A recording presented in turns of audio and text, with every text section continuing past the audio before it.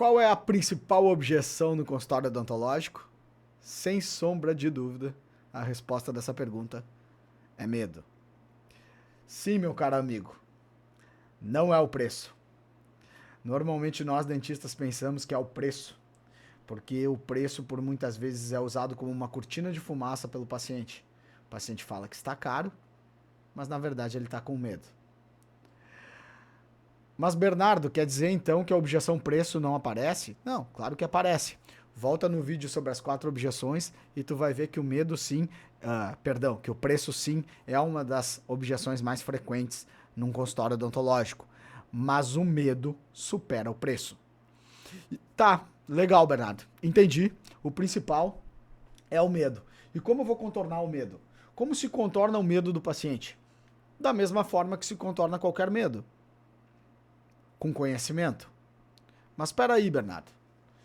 Se o meu paciente precisar de uma cirurgia, como eu vou aumentar o conhecimento dele?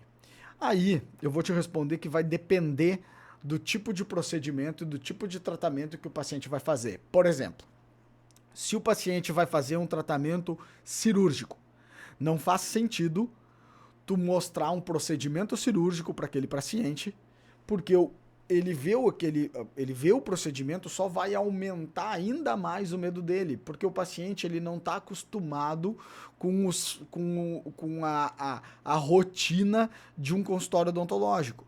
Por que eu estou dizendo isso? Porque o consultório odontológico, porque nós dentistas, nós somos acostumados a ver sangue, a ver osso exposto, a ver um dente quebrado. Agora, isso não faz parte da rotina do paciente. Então, o paciente, quando ele vê uma gengiva sendo cortada, ele acha aquilo o caos na terra, ele acha aquilo a pior situação possível. Então, se tu mostrar uma gengiva sendo cortada para o paciente, a probabilidade de tu aumentar o medo dele é muito grande. Então, Bernardo, como eu contorno a objeção medo em relação à cirurgia? Tu contorna através de depoimentos, provas sociais. O que é isso? Tu pega pacientes, depoimentos de pacientes que já passaram por aquilo que aquele paciente vai passar e tu mostra. A pessoa falando que sim, ela incha, sim, algumas vezes fica roxo, algumas vezes causa edema, né, incha, mas a dor é muitíssimo raro. Estando bem medicado e o procedimento cirúrgico tendo sendo feito da forma correta, o paciente não vai sentir dor pós-cirúrgico. Só que ele não vai acreditar muito em ti falando isso. Então, tu mostrar outros pacientes que passaram por aquilo ali, relatando que realmente dá para fazer e há vida após uma cirurgia, a probabilidade de tu conseguir converter esse paciente em venda é muito grande. Outra forma de contornar o medo em relação à cirurgia é tu mostrando a tua autoridade. Mostrando, olha, eu já fiz diversos casos, porque assim, o que vocês prefeririam? Vocês prefeririam ser operados por um médico que fez uma cirurgia, só uma cesariana, por exemplo? Ou vocês prefeririam fazer uma cesariana com um médico que já fez 1.200 cesarianas? Entende? Só que não adianta só falar que tu fez o procedimento, tu precisa mostrar. Mas Bernardo, tu falou para não mostrar procedimento cirúrgico, né? Procedimento sanguinolento. Sim, sim, não mostra.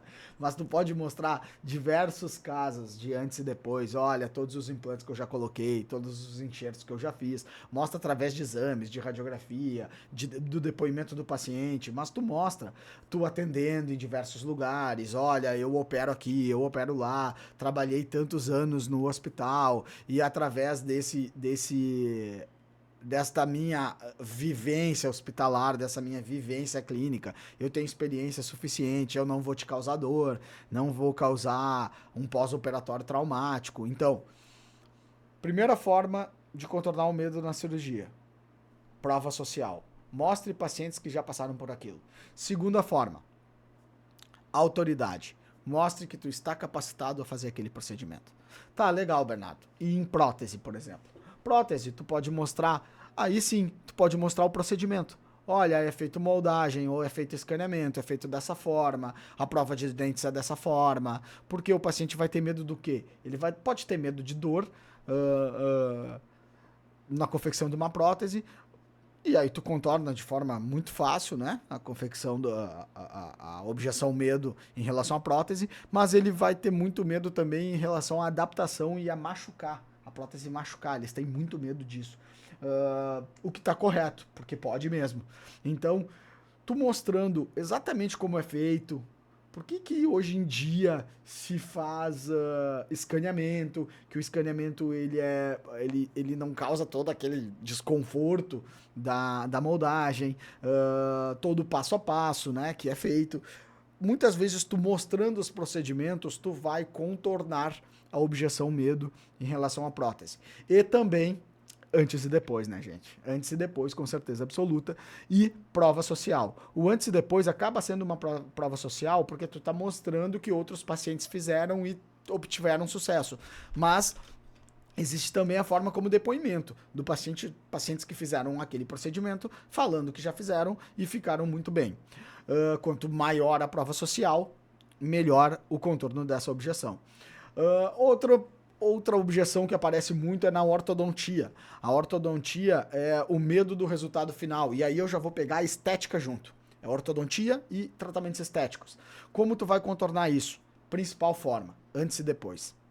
Se tu mostrar antes e depois de vários pacientes que já fizeram ortodontia e que já fizeram procedimentos estéticos, a probabilidade daquele paciente sentir confiança em ti e permitir que tu execute o tratamento nele é muito grande. Por exemplo, para um idoso, mostrar outros idosos que fizeram o procedimento, para um paciente jovem a mesma coisa, né? Mostre, faça o espelhamento.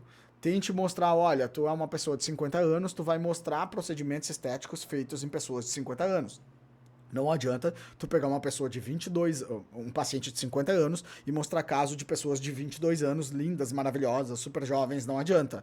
Entende? Porque a pessoa não vai se identificar, o paciente não vai se identificar com aquela prova social. Sempre que tu for passar uma prova social, é muito importante que role a identificação.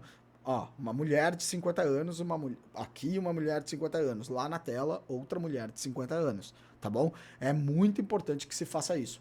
E outra forma que é espetacular de contorno de objeção em relação a medo e estética são os softwares de design. Então, softwares de desenho de sorriso. No caso de estética, de lentes de cerâmica, por exemplo, né, de facetas de cerâmica, tu, através de softwares de desenho, tu consegue projetar o possível resultado, o provável resultado, e o paciente consegue se enxergar daquela forma. Mas Bernardo, eu não tenho softwares, porque softwares de desenhos, apesar de existirem gratuitos, eles demandam muito tempo e eles não são tão fáceis assim de manusear. Então, muitas vezes, o que eu já fiz e já consegui fazer vendas e mostrar para o paciente, né, fazer um mock-up rápido. Resina composta sem sistema adesivo, né? Ou talvez um adesivo sem ataque ácido para não ficar caindo.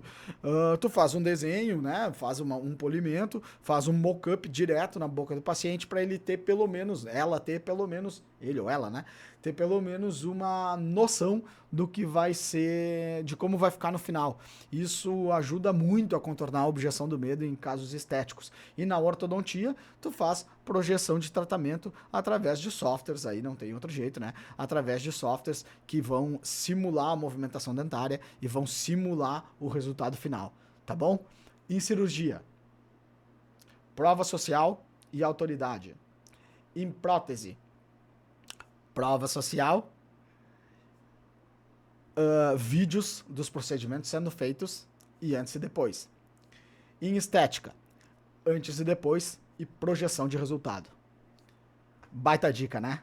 Desta forma, tu vai ver como tu vai contornar muito a objeção, o medo dos teus pacientes, vai aumentar a tua lucratividade e, obviamente, o teu número de vendas. Valeu!